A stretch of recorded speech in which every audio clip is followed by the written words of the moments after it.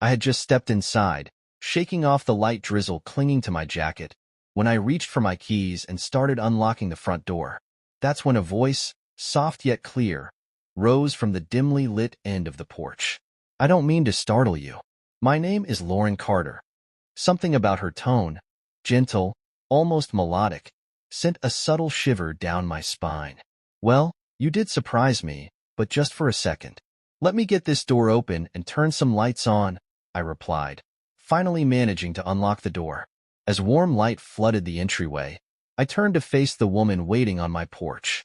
She stood tall, maybe 5 feet 10 inches, with dark auburn hair that gleamed under the porch light.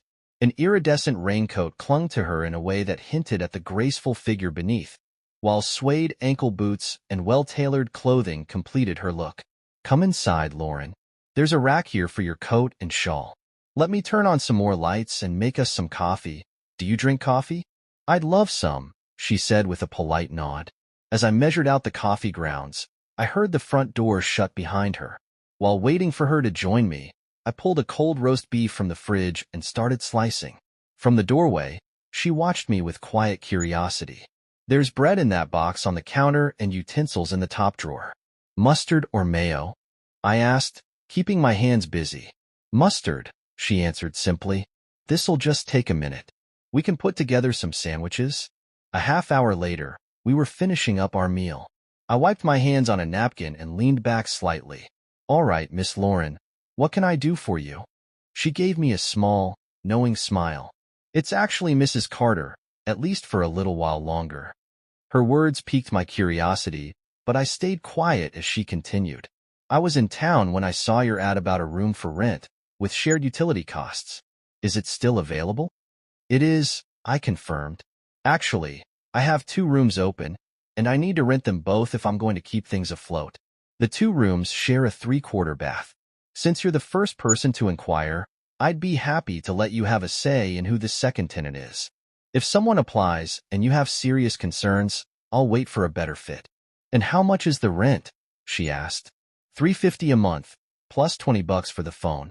You'd cover your own long-distance calls. If you're still here this winter, you'd also pay a quarter of the electric and heating bills.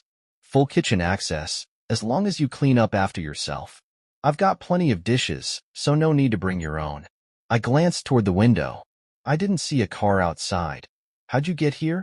"Took a taxi," she said, pausing before adding, "My bags are in the hallway." Then, almost casually, she continued, "Actually, if the second room is still open, I'll take it too. Let's call it an even $1,000 a month, and I'll handle my own phone bill. If I'm still here through winter, that should more than cover my share of the heating costs. I don't mind helping in the kitchen either. I enjoy cooking. Would that arrangement work for you?" I let out a low chuckle, shaking my head. "Looks like today's my lucky day. You might just be the answer to my prayers.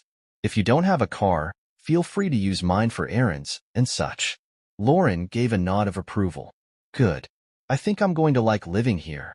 Now, I assume you'll want the first month's rent up front? I'll go ahead and give you that, plus a security deposit." Lifting her leather shoulder bag, she pulled out her wallet and, with precise movements, withdrew exactly $2,000. Without hesitation, she handed it over.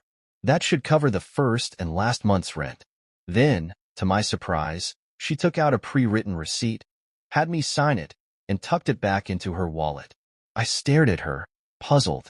The receipt had already been filled out before she even stepped onto my porch. Somehow, she'd come here knowing exactly what she planned to do. And even stranger, she seemed to know what I was going to do. Leading her upstairs, I showed her the 2 rooms she had just rented. I pushed open the door to the one I figured she'd prefer for sleeping. It had been my own bedroom for years, but I never set foot in it anymore. "There are extra linens and blankets in that chest by the south wall," I told her. "Need any help making the bed?" Lauren shook her head. "No, thank you."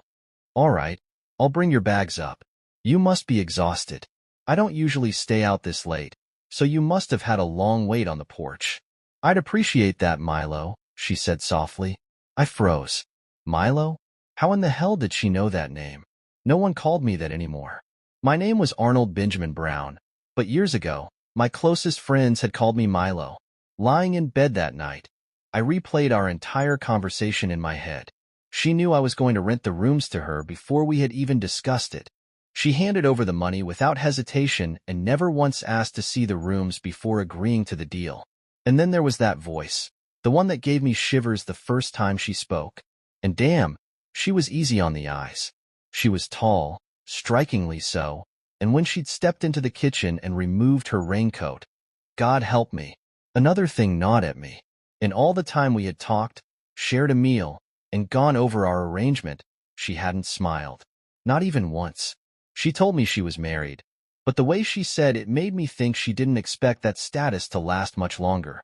Either she was going through a divorce, or her husband wasn't going to be in the picture for much longer. Eventually, I drifted into an uneasy sleep. As expected, the nightmare came. It always did. I woke, as I always did, at precisely 3 a.m. I pulled on my robe and moved to the old armchair I had dragged into this room months ago. The only place I could sleep without waking up in a cold sweat. Then, I heard movement upstairs. Lauren was up, maybe just using the bathroom. Or maybe, like me, she couldn't sleep. Could she feel it? The weight of what had happened in that room 4 years ago. Maybe the walls held on to the rage, the betrayal, the violence. Maybe it seeped out at night and whispered to whoever lay in that bed now. Because I still felt it. For years ago, I had walked into my bedroom and found my wife, Claire, in bed with the man I once called my best friend, Jack. I lost control. I don't remember much, but I remember throwing him. Again and again. I remember Claire's screams. And I remember the moment I sent Jack tumbling down the stairs. Jack Patterson never walked again. 3 months ago, I got out of prison. Claire had stayed in the house while I was locked up, but I never saw her again after the divorce was finalized. She had left to take care of Jack, whose health had deteriorated. That's all I knew. Now, I was here, struggling to get back on my feet, taking in tenants just to keep my house. And somehow, this woman, this Lauren Carter, had walked into my life at just the right moment. I leaned back in my chair and closed my eyes, the scent of old memories mixing with the faintest trace of something new, coffee. Upstairs, my mysterious housemate was awake. And so was I. Yeah, I know, Lauren said simply. I studied her face, waiting for some kind of reaction. That doesn't bother you? A person in town told me what happened, she said, voice calm. They mentioned that you committed an act of violence, but also that you had a reason for it. So, I figure it was a one-time thing. And the more time I spend around you, the more I'm convinced you regret what you did. Not just because it landed you in prison. I let out a breath, rubbing the back of my neck. Yeah, that about sums it up. Took 5 minutes to destroy 3 lives. She tilted her head slightly. Have you ever told your ex-wife that? The question hit me like a slap. I stiffened. Absolutely not. I haven't seen her, haven't spoken to her, and I don't want to. Last time I heard her voice, she was screaming at me not to hurt her lover. She tried reaching out while I was in jail waiting for trial, then again when I was inside. I ignored her then, and I'd ignore her now. Lauren crossed her arms, watching me carefully. Did it ever occur to you that maybe she was trying to stop you, for your own sake? That maybe she wasn't just protecting him, but trying to protect you from doing something you couldn't take back? I clenched my jaw. Guess we'll never know, will we? She exhaled, sensing the wall I just put up. I'm sorry I brought it up. I don't want to push you. I'll drop it. Yeah, I think I'll go work on my book. Good night, Lauren. That night, her words found their way into my nightmares. Was she right? Had Claire been trying to save me that night? Not just Jack? Lauren and I never spoke about it again. And just as I didn't want to dig into my own past, I never asked her about hers. I don't know when I fell in love with Lauren Carter. It wasn't some big, dramatic moment. It was just time. We shared a house, lived in the same space, and somewhere along the way, we became comfortable with each other. But no matter how I felt, I never said anything. What did I have to offer her? I was an ex-con, barely scraping by, trying to put my life back together. Sometimes, though, I'd catch her looking at me, like she wanted to say something. But then the moment would pass, and we'd go back to pretending nothing had changed. A year and 4 months after she moved in, Lauren knocked on my office door. Leo, I just got a call from a friend, and I need a ride to the bus station. The bus leaves in 30 minutes, so we have to go now. I stood up immediately. Of course. Are you taking a suitcase? Just a couple of dresses and some essentials. I don't know when I'll be back, so don't worry about me. I'll call when I can. I watched as the bus driver stowed her small case beneath the bus. She stood in line to board, and I knew. It was now or never. Lauren. She turned, watching me closely. Come back, I said, my voice quieter than I meant it to be. My life would be empty without you here. I didn't try to kiss her. I just let her see how much I meant it. She gave me a small, bittersweet smile. I'll be back. I promise. Then, just before stepping onto the bus, she turned and hugged me. It was quick, but she held on just a little longer than necessary, like she hated to let go. I stood on the curb and watched as she found a seat near the window. As the bus pulled away, she gave me a tiny wave, just like she always did when she found the rose I left for her with the groceries. I wanted to make her laugh someday. If that little half-smile could make me feel like this, a real laugh from her would probably make the sun shine brighter. Nearly a month passed without a word. No calls. No letters. I started to wonder if I had imagined the connection between us.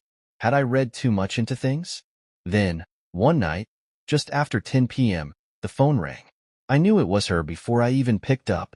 Lauren, I said, gripping the receiver. I've been waiting for your call. I know, she said softly, and I'm sorry I haven't been in touch. There was a pause, like she was working up to something. Leo, I know there are things we need to talk about, and I want to tell you how I feel about you. But first, I need a favor. Anything. My half-sister is having surgery tomorrow morning. It's serious. I need you to come here and be with me while she's in the operating room. It's important. Of course. Just give me the address. It's a motel about 80 miles from you, near the hospital. I don't know how long you'll need to stay. Could be one night, could be longer. Pack your best suit, just in case we need to go somewhere. I didn't ask what she meant by that. I just packed my bag and left. It was almost 3 a.m. when I arrived. Only one room had its lights on, and there she was, standing in the doorway, waiting for me. She hugged me the moment I reached her, and this time, she kissed me, too. Just a brief press of her lips against mine, but it left my heart hammering. For the first time, I could feel how much tension she had been carrying. She was holding herself together, but barely. Finally, she pulled away, eyes searching mine. We need to talk. There's a lot I have to tell you, and not much time. You're going to have questions, and I'll answer them. But please, if you care about me at all, just listen. Don't get angry. Can you do that? I nodded. She reached into her bag and pulled out 2 photographs, handing them to me. Look at this first one. It's from your old photo album at home. That's you, when you were 6 years old. I glanced at it, confused. Then I looked at the second photo. It was of a little boy, and he looked exactly like me. A strange, creeping feeling crawled up my spine. Who is he? Lauren inhaled deeply. Before I explain, let me tell you about my past. My father died in a railroad accident before I was born. My mother remarried soon after, to my father's best friend. They had a daughter together, my half-sister. She hesitated, then said the words that changed everything. Leo, my half-sister's name is Claire. I felt the world shift under my feet. You're telling me my ex-wife is your sister? She nodded. And that little boy? He's yours. Claire was pregnant when you found her with Jack. She didn't even know at the time. I stared at her, my whole body numb. You're saying I have a son? Yes. His name is Milo. And if Claire doesn't survive this surgery, he'll be coming home with me. The question is, will you have a problem with that? I couldn't speak. I just shook my head. Lauren placed a gentle hand on my arm. Claire wants to see you before the surgery. She wants to apologize. My throat was tight. I should apologize too, for how I handled everything, for being so damn bitter all these years. Lauren exhaled, relieved. I'm glad. Maybe this will bring you some peace. She squeezed my hand. Get some rest, Leo. Tomorrow is going to be a long day. I know you tore up my letters without reading them, Claire said softly. Would you do that with these? I shook my head. No, I'll read them, Claire. I promise. She exhaled, looking relieved. Nora told me that you know about our son. Do you really want to be his father? I felt the weight of her words settle over me. Yes, I answered without hesitation. Even if I come out of this okay, I still want him to live with you and Nora, she said. I'd like to see him sometimes, of course, but I want you to raise him. Jack and I will be getting married if I walk out of here. He knows this, and he agrees. He loves Milo as much as you will come to love him. I swallowed hard, taking in everything she was saying. Then, in a voice barely above a whisper, she asked, "Could you kiss me and tell me you don't hate me anymore?" I leaned forward, pressing a gentle kiss to her forehead. Claire, I don't hate you. I never truly understood you, but hate is the last thing I feel now. I forgive you. Between your letters and what Nora has told me, I know I'll come to understand you one day. She smiled weakly. And what about you? Can you forgive yourself? I let out a slow breath. I want to. For everything. For what I put you through. For what I did to Jack. When I put him in that wheelchair, I thought he deserved it. But I don't think that anymore. I was angry, Claire. I didn't see past my own pain. But I do now. I'm the one who needs forgiveness. She squeezed my hand. For whatever it's worth, Milo, you have it. Her eyes shimmered with emotion. Now, kiss me again. Jack and little Milo will be here any minute. The door burst open, and a little boy rushed in. Hi, Mom.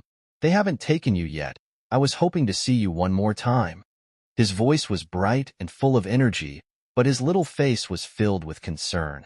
Aunt Nora said God might take you away, but she also said if he doesn't want you yet, he'll send you back. I hope he doesn't want you, 'cause I love you.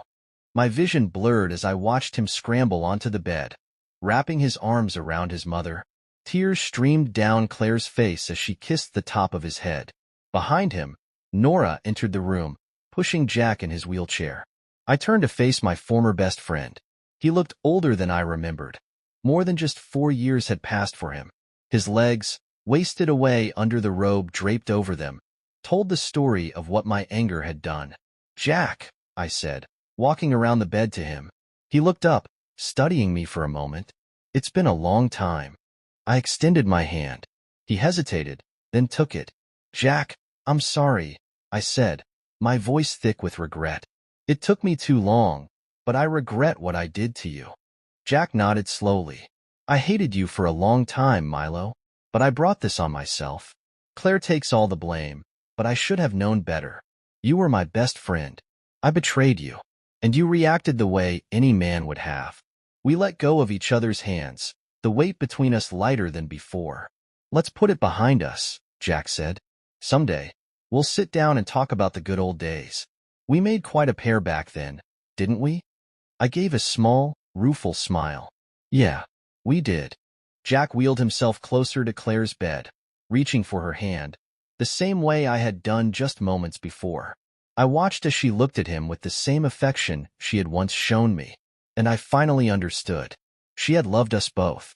Truly. In different ways, maybe, but she had loved us. I stepped out into the hallway, needing a moment to breathe.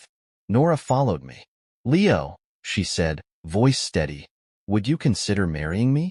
I turned to her, stunned. This past month apart, and seeing you again this morning, has made me certain. I love you.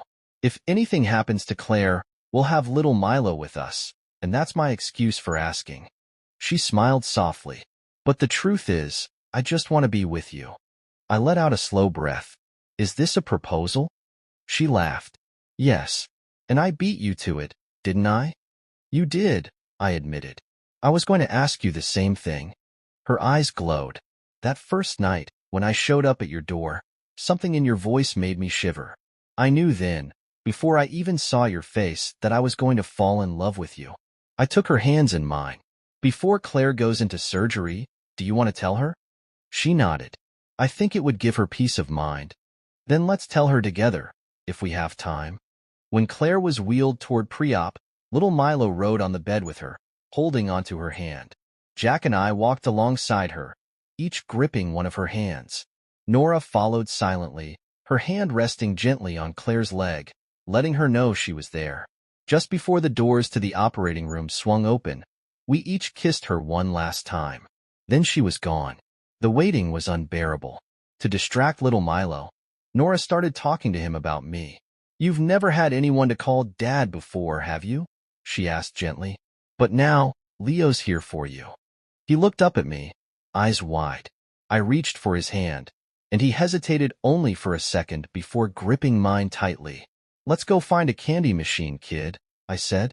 As we walked, the questions started coming. Why is the sky blue? What's the biggest number?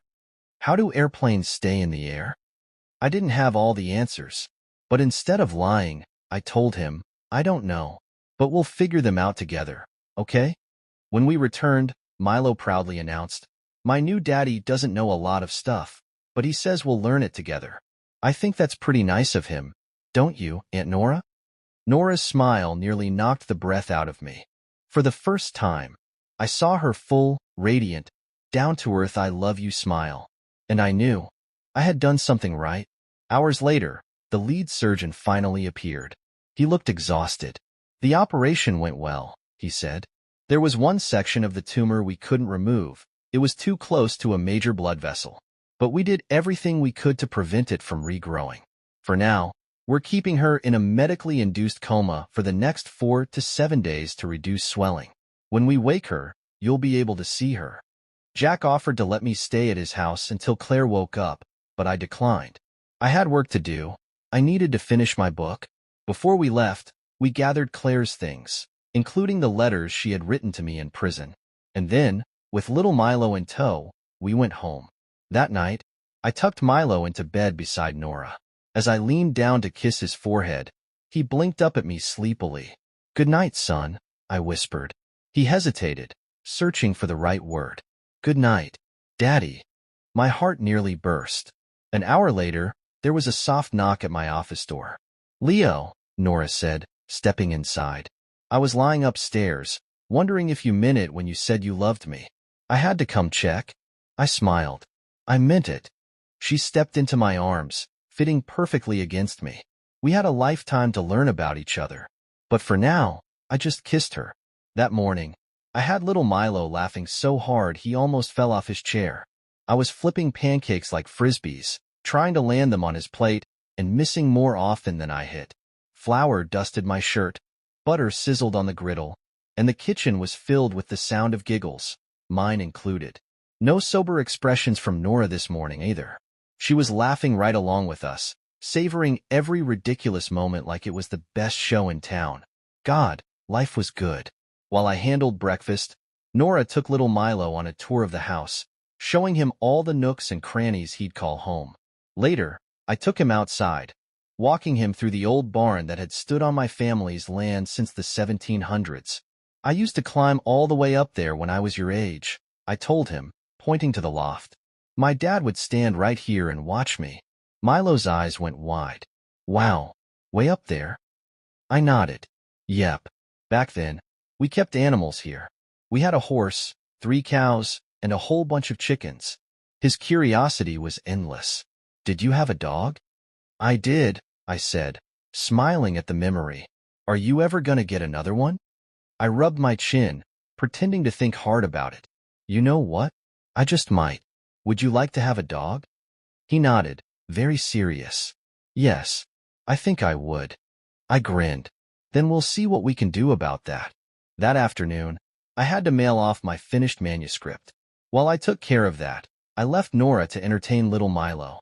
I could hear them chatting and laughing from the next room, and every now and then, she'd hum softly, a habit I'd never noticed before. Nora called the hospital to check on Claire's progress. No change, no setbacks, everything was as expected. Then, I suggested she call Jack, just to touch base. The conversation started as expected. Simple updates, casual remarks, until Jack said something that made both of us pause. "Milo's doing well. Honestly, Leo and Nora's home is better for him than staying with his mother." Nora and I exchanged looks. What did he mean by that? I asked. "I don't know," she admitted. We puzzled over it, but without more context, we were left guessing. On the 6th day, The doctors decided Claire could be safely brought out of her coma. We were there, waiting. Before they started the process, the doctor cautioned us. She won't be able to speak yet. She might not even recognize you at first. And it'll be days before she can get up or walk. Take it slow. Jack and Nora were the first to go in. Only for 2 minutes. When they came out, they whispered one word. She smiled. Then it was my turn. I took Milo's hand and led him into the room. But the moment he saw his mother, bandages wrapped around her head, his little face crumpled. He pressed himself into my leg, hiding his eyes. I stroked his hair. Milo misses you, Claire. And we're all so glad you're going to be okay. She opened her eyes just enough to look at us. And then, weak but unmistakable, she smiled again. I led Milo out of the room, where he immediately ran into Nora's arms, crying. She'll be fine, she soothed. It'll just take time. Recovery was slow and painful. Claire's therapy sessions were grueling. When we visited, she often complained bitterly about how hard it was. But she pushed through. Eventually, she did recover. And Jack kept his promise. He married her. I don't have many years left, he admitted to me once. But she insisted. And I'm grateful. Even when she's difficult. I didn't press for details, but I could tell life with Claire wasn't easy. For me, though, life had never been better. Nora was my joy. Milo, even more so. Funny how it happened. Over time, my old nickname faded away. No one called me Milo anymore. That was a name reserved for my son. To everyone else, I was Leo. Nora and I wanted Claire to be at our wedding, so we waited for her to finish her therapy. But when the day finally came, she wasn't there. Jack arrived with his nurse, but no Claire. She's sick, he explained, and she refused to make the trip. We were disappointed, but the wedding went on. I had started writing my book not long after getting out of prison, and when it was finally published, I never expected what would happen next. The damn thing took off. Within 6 weeks, it was climbing bestseller lists. Every prison in the country added it to their libraries. Psychologists, criminologists, and lawmakers took notice. I found myself invited to speak at state legislatures about the very system I had once been trapped in. I had gone from a small-town newspaper reporter to a prison inmate and now a respected author. And through it all, I had Nora's unwavering support. One night, long before the book was released, Nora finally told me her story. It wasn't easy for her to share, and as she spoke, I could feel the eerie parallels between us. She had once been married to a wealthy executive. For the first few years, she thought she had a good life. Then, one afternoon, she came home early. She found her husband in their bed, with another woman. She screamed, cursing him, but he only laughed. Then, he hit her. Hard. When she staggered back, the woman he was with came at her, clawing at her face, her arms. Something inside Nora snapped. She grabbed a letter opener and stabbed her husband. Once in the arm, once in the side. He tried to run, but tripped. And in that moment, she could have ended him. I wanted to, she admitted, voice hollow. I wanted to plunge that letter opener into his throat and make him pay. But I didn't. I stopped myself. I called 911 instead. Her husband pressed charges. The trial dragged on. But in the end, the woman who had attacked her was forced to admit the truth. Nora had acted in self-defense. She had been this close to spending years behind bars. When I read your manuscript, she said, I realized. If you had been looking into Jack's eyes, instead of just reacting in rage, you wouldn't have thrown him down those stairs. But you didn't pause, Leo. I did. And that's the only difference between us. Later, I learned how she came to be at my door in the first place. It was Claire. She had been afraid that when I got out of prison, I might be so broken that I'd give up on life entirely. She had gotten a call from a friend in town who saw my classified ad about renting out rooms. And within hours, Nora had packed her bags and come straight to me. Why didn't I ever know Claire had a sister? I asked her once. Because our father didn't want us growing up together, she explained. His wife, Claire's mother, pushed me off on her sister. Claire and I barely knew each other until my trial. But after that we tried. Life was good. Milo had all the love we could possibly give him. Jack and I spoke occasionally, though he never complained about his life with Claire. But something about Claire was changing. When we visited, she seemed distant, almost indifferent to Milo. Jack, on the other hand, was thriving. His one wish? To have a van with hand controls so he could drive himself again. Nora and I made it happen. The day he drove into our yard by himself, the pride on his face was undeniable. But Claire barely reacted. And 2 days before Christmas, everything changed. Jack called that night. He was the most upbeat I'd heard him in years. "I love you, Leo. I love Nora. And I love little Milo." Then he hung up. The next morning, he and Claire were dead. Jack's letter sat in my hands, heavier than any piece of paper had a right to be. I read it once, then again, and again. Every word burned into my brain. I became addicted to her. She taunted me. She thought she could have us both. Claire's entire life had been a performance. Every smile, every apology, every act of remorse. It had all been a lie. That moment before her surgery, when she looked so grateful for our forgiveness, fake. The soft smile when she woke up from the coma, fake. According to Jack, she had bragged about it, laughed about it. She had howled with glee while telling him how much she despised little Milo. I felt sick. Jack's words painted a picture so much darker than anything I had ever imagined. I passed the letter to Nora. She read in silence, her face unreadable.